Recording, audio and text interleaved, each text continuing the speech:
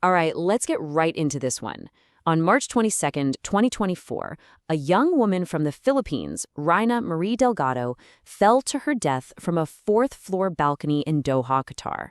Now, at first glance, the official report called it a suicide, just another tragic statistic.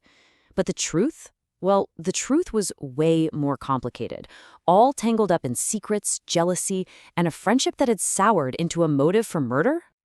So picture this: an apartment building, the El Maha residences. The sun is just baking the concrete down below. And from 4 stories up, Raina Delgado falls. But the really critical part of the story isn't just the fall. It's what happened on that balcony moments before she went over, and who was standing right there, watching it happen. And right here, this is where the official story just completely falls apart. A witness down in the alley didn't describe Raina's roommate, Joy Marsegan, as panicked or grief-stricken. No.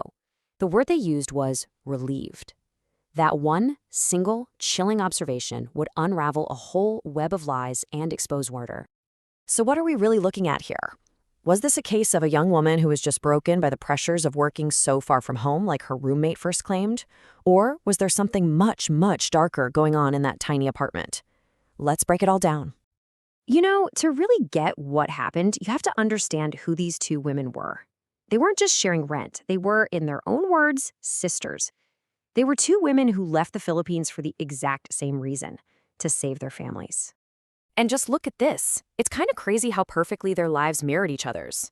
Both from provincial families, both desperately trying to pay for their mother's medical bills, and their salaries were almost identical. They were equals, fighting the exact same battle, side by side.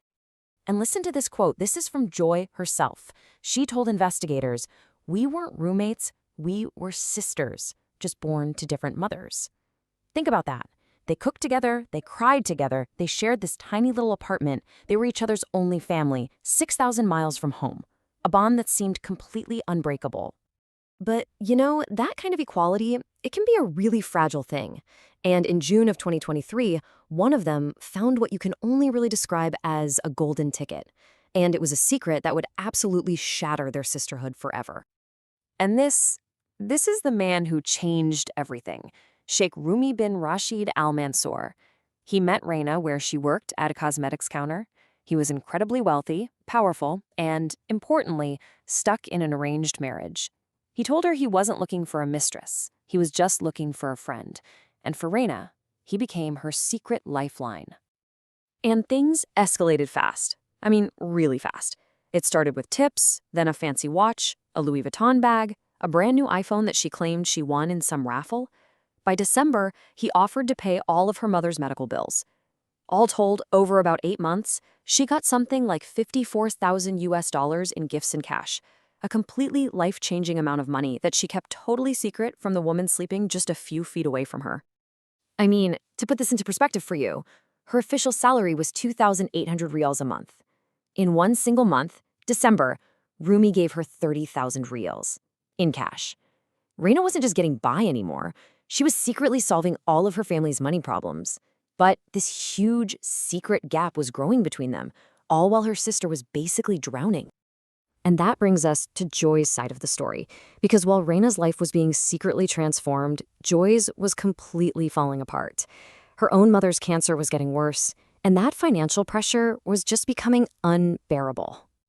This was the number that was just haunting Joy. 1.2 million pesos. That's about 21,000 US dollars. She was working double shifts, eating maybe 1 meal a day, and she'd only managed to save a tiny fraction of it. She was in a race against time that she was losing, and all the while, she's watching her best friend mysteriously thrive.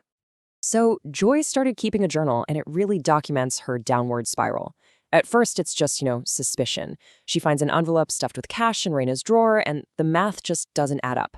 She knows something is going on. Then, about a month later, she confronts Raina about a Louis Vuitton bag she found hidden under the bed. The suspicion starts to harden into this feeling of real personal betrayal. Raina lies, says it was a gift from some friend Joy doesn't know. And for Joy, well, that was a violation of their deepest bond. And by February, that feeling of betrayal has just curdled into this raw, obsessive envy. She can't eat, she can't sleep. She looks at Raina and she doesn't see her sister anymore. She sees someone who got a shortcut while she was being left to suffer. And that is the crucial point, where she decides to do something about it. Her browser history, which the police later recovered, it tells the whole story. You can literally see her mind shift from jealousy to calculation. First, she's researching sugar daddy relationships. Then, she escalates to blackmail laws in Qatar. And finally, how to secretly record someone. She wasn't just angry anymore. She was putting together a plan to take a piece of Raina's golden ticket for herself. And it all came to a head on March 22nd. Joy knew Rumi was coming over to the apartment while she was supposed to be at work. But she didn't go to work. Instead, she waited, she planned, and she came back at the exact right moment to spring her trap. What happened next was just terrifyingly fast. Joy bursts in, phone out, recording everything. Rumi, desperate to protect his reputation, immediately offers her money to be quiet, 200,000 riyals. For a split second, it seems like Joy's plan has actually worked. But then Raina refuses. She says, "Sisters don't do this."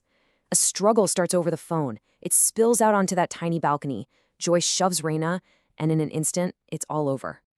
Rumi's reaction is just swift and brutal. He doesn't help. He doesn't call the police. He just erases himself from the scene, grabbing his things and abandoning Joy to face what she's done all by herself. His last words to her basically sealed her fate. So there she is, left alone. Sirens getting closer. Joy makes a choice. She deletes the video, she stages the scene, and she invents the story of a tragic suicide. But a lie that big, it's almost impossible to keep it together. And the investigators just dismantled her story, piece by piece. First, the security footage didn't match her timeline. It also caught a man with flowers, that was Rumi, entering and then fleeing without them. Then, forensics pulled the deleted messages from Raina's phone and found Joy's DNA under Raina's fingernails from the struggle. And then came the final piece, the real nail in the coffin. They found her journal. The trial was incredibly quick. Faced with all that evidence, Joy confessed. Her defense tried to argue it was a desperate act, not premeditated murder, but the jury found her guilty. The sentence? 15 years in a Doha prison. You know, the aftermath of this whole thing is just filled with these tragic ironies. Raina is gone. Joy is in prison. Sheikh Rumi, the man who started it all, was never charged and just went back to his life. In a cruel twist, Joy's mother did get her cancer treatment after a GoFundMe campaign went viral following the arrest. She was saved by the kindness of strangers, the one thing Joy couldn't bring herself to ask for. And Raina's mother? She now lives in the house her daughter's secret relationship paid for, a monument to a promise that was kept at the ultimate, terrible price. In the end, two women left home with the same dream, to save their families. One found a shortcut and kept it a secret. The other let resentment and desperation turn her into a killer. It's a tragic lesson in how a lifeline for one person can become the absolute breaking point for another. And it really forces us to ask, in a world with so much inequality, what happens when a golden ticket turns out to be a death warrant?